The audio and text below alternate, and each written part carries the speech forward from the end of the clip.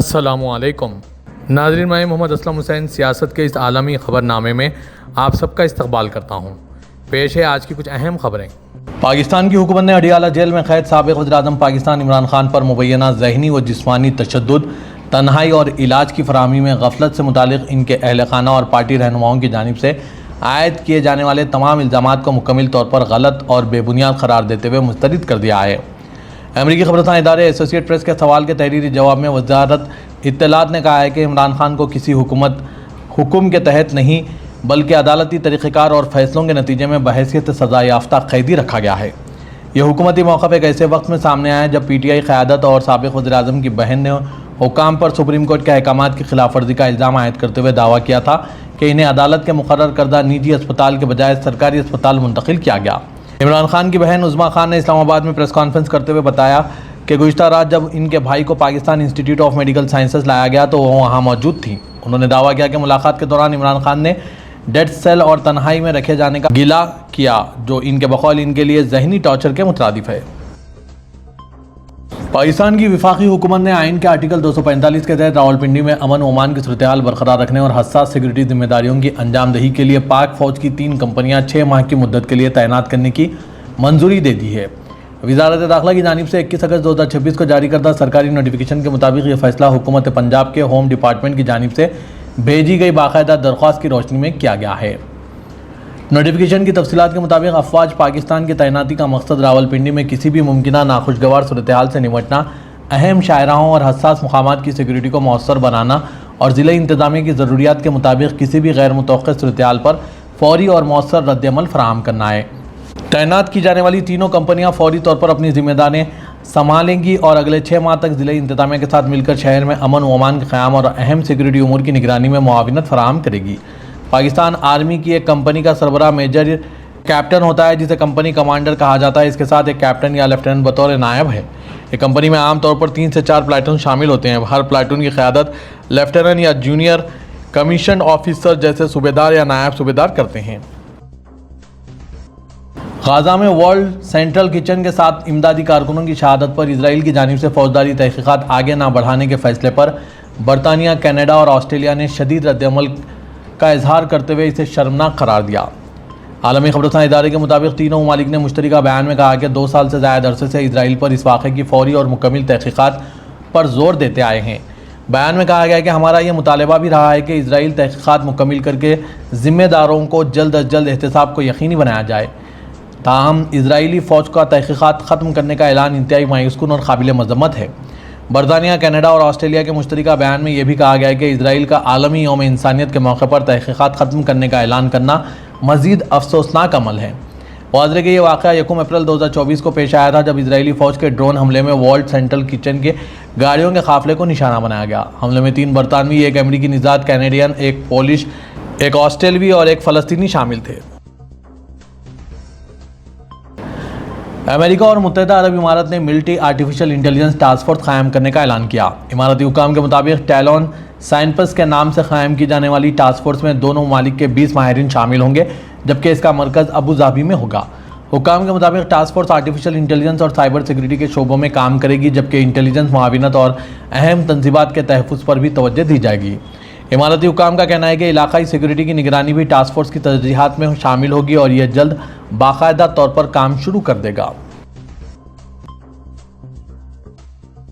امریکی صدر Donald Trump نے ایران کے ساتھ تجارت کرنے والے ممالک، کمپنیوں اور مالیاتی اداروں کو بھی سخت اقتصادی نتائج کی دھمکی دی ہے جس کی وجہ سے عالمی منڈی میں تیل کی قیمتوں میں اضافہ ہو گیا ہے۔ میڈیا رپورٹس کے مطابق ڈونلڈ ٹرمپ نے کہا ہے کہ جو بھی ملک ایران کو معاشی سہارا فراہم کرے گا اسے بھی کارروائی کا سامنا کرنا پڑ سکتا ہے۔ رپورٹس کے مطابق ڈونلڈ ٹرمپ کی دھمکی کے فوراً بعد عالمی منڈی میں تیل کی قیمتوں میں اضافہ دیکھنے میں آیا۔ ریوٹرز کے مطابق برینٹ اور امریکی خام تیل دونوں کی قیمتیں مسلسل 6 روز بڑھی جبکہ ہفتہ وار بنیاد پر برینٹ میں 6% سے زیادہ اور امریکی خام تیل میں 5% سے زیادہ اضافہ درج کیا گیا۔ اس کی بڑی وجہ یہ خدشہ کیا جا رہا ہے کہ نئی امریکی پابندیاں ایران کی تیل برآمدات کو مزید محدود کر سکتی ہے۔ ایران پہلے ہی امریکی بحری ناکہ بندی اور آبنائے ہارمز میں شدید رکاوٹوں کا سامنا کر رہا ہے جس سے عالمی سپلائی پر دباؤ بڑھ گیا ہے۔ واضح ہے کہ ایران کے اہم تجارتی شراکت داروں میں چین سب سے نمایاں ہے۔ ریٹرز کے مطابق چین نے 2025 میں ایران سے تقریباً 13,80,000 بیرل روزانہ تیل برآمد کیا ہے۔ اس لیے نئی امریکی پابندیاں بیجنگ کے لیے خاص اہمیت رکھتی ہے۔ अमेरिका ने जनूबी कोरिया को $125 मिलियन मालियत के जदीद फ़िज़ाई मिसाइल और मुतालिका फ़ौजी साजो सामान फ़रोख्त करने की मुमकिना मंजूरी दे दी है। मीडिया रिपोर्ट्स के मुताबिक अमेरिकी महकमा खारजा ने इस फ़रोख्त की मंजूरी दी, जिसका मकसद जनूबी कोरिया की फ़िज़ाई दिफाई सलाहियत और इलाकाई ख़तरात के ख़िलाफ़ दिफाई तैयारी मजबूत करना है। जनूबी कोरिया ने AIM-9X side vendor block 103 फ़िज़ाई missile और 10 टेक्निकल गाइडेंस यूनिट्स खरीदने की दरख्वास्त की थी। ये मिसाइल जंगी तैयारों के जरिए दुश्मन के फ़िज़ाई अहदाफ को निशाना बनाने के लिए इस्तेमाल होते हैं। AIM-9X एक जदीद खलील फासला का हवा से हवा में मार करने वाला मिसाइल है, जिसमें बेहतर रहनुमाई, तेज़ रफ्तार रद्दअमल और इंतहाई फुर्ती से फ़िज़ाई अहदाफ को निशाना बनाने की सलाहियत मौजूद है। ताहम वाज़ेह रहे कि इस मामले में अमेरिकी कांग्रेस को बाज़ाब्ता इत्तला और जायज़े का मरहला भी शामिल है। मुजवदा पैकेज की मजमूई मालियत तकरीबन $125 मिलियन है। अफगान तालिबान के खिलाफ मुखालिफ ग्रुपों की मुसल्लह मज़ाहमत ज़ोर पकड़ने लगी है। मीडिया रिपोर्ट्स के मुताबिक अफगानिस्तान के मुख्तलिफ हिस्सों में सरगर्म अफगान गिरोह तालिबान रेजिम को बड़े पैमाने पर जानी व माली नुकसान पहुँचा रहे हैं। तालिबान मुखालिफ सियासी व मज़ाहमती तंजीम अफगान फ्रीडम फ्रंट के मुताबिक सूबा बदखशा में रॉकेट हमलों के नतीजे में 9 तालिबान अहलकार हलाक और ज़ख्मी हुए। सूबाई दारुलहुकूमत फैज़ाबाद में कायम तालिबान के गवर्नर ऑफिस पर हमला किया गया। लिबरेशन फ्रंट की फोर्सेज ने तालिबान की सिक्योरिटी पोस्ट को रॉकेटों से निशाना बनाया। अफगान मज़ामती तहरीक दी ग्रीन ट्रेंड के मुताबिक सूबे तकार के ज़िला छआब में रिहायशी इमारत पर हमला करके तालिबान को भारी जानी नुकसान पहुंचाया गया। हालिया हफ्तों में शुमाली और शुमाल मशरक़ी अफगानिस्तान में तालिबान के खिलाफ मुसल्लह मज़ामती सरगर्मियों में इजाफा हुआ है। ईरानी फ़ौज ने ऐलान किया है कि इसका अस्करी नज़रिया हालिया जंगों की वजह से अब दिफाई से जारहाना अंदाज में तब्दील हो रहा है। ब्रिगेडियर ईरानी फ़ौज के तर्जुमान जनरल मोहम्मद अकरमनिया ने सरकारी खबरसां एनसी को बताया कि यह तब्दीली बतदरीज 12 रोज़ा और 40 दिन की जंगों के दौरान हुई। अकरमनिया ने कहा है कि हमारे मुल्क का फ़ौजी नज़रिया माजी में दिफाई था, लेकिन आहिस्ता आहिस्ता इन जंगों के दौरान हमने देखा कि फ़ौजी नज़रिया एक दिफाई अंदाज से जारहाना अंदाज की तरफ बढ़ा है। उन्होंने कहा कि यह तब्दीली हमलों के तेज़ और वसी रद्दअमल के साथ साथ क़ब्ल-अज़-वक़्त कार्रवाइयों में भी झलकती है। अकरमनिया ने कहा है कि इसके सबूत के तौर पर फ़ौज ने एक मनसूबा तैयार किया है, जिसमें ईरानी इलाके में ज़मीनी दरअंदाजी की सूरत में अमेरिकी फ़ौजियों को मारने या पकड़ने पर इनामात की पेशकश की गई है। कई इजरायली सिक्योरिटी हुक्काम ने खबरदार किया है कि इजरायली वज़ीर-ए-आज़म बेंजामिन नेतन्याहू और वज़ीर दिफा इजराइल काट्ज़ की तुर्किया के खिलाफ बयानबाजी कशीदगी में गैर ज़रूरी इजाफे का बाअस बन रही है। इजरायली मीडिया के मुताबिक यह इंतबाह उस वक्त सामने आया जब नेतन्याहू की हुकूमत ने 27 अक्टूबर को होने वाले कैंसर्ट इंतखाबात से कबल तुर्किया के खिलाफ अपनी बयानबाजी को तेज़ कर दिया। ताहम कई सिक्योरिटी एहलकार तुर्किया के साथ तनाज़े को वसी तर अवामी तसादुम की तरफ धकेलने को तरजीह देते हैं। नेतन्याहू और इनके लिक्विड पार्टी ने तेज़ी से तुर्क सदर रजब तैयब एर्दोगान के खिलाफ बयानात को अपनी इंतखाबी मुहिम्मात में शामिल किया है। चैनल 12 ने बताया कि इजरायली फ़ौज ने शाम के सुबह अदलिब में अबुल दोहर मिलिट्री एयरबेस पर हमला के लिए जोर दिया था, जो तुर्किया की सरहद से तकरीबन 70 किलोमीटर के फासले पर वाक़ है। ताहम कुछ सिक्योरिटी एहलकारों ने इसकी हिमायत नहीं की, जिसका मकसद इनक़दा के साथ बराह रास्त तसादुम की तरफ ना जाना है। सोशल मीडिया पर एक तस्वीर गर्दिश कर रही है, जिसमें लंदन की एक मस्जिद के बाहर खड़े अफराद के हाथों में मौजूद बैनर्स पर मुबैना तौर पर मुस्लिम्स ब्रिटेन यानी मुसलमानों ने बरतानिया बनाया लिखा हुआ है।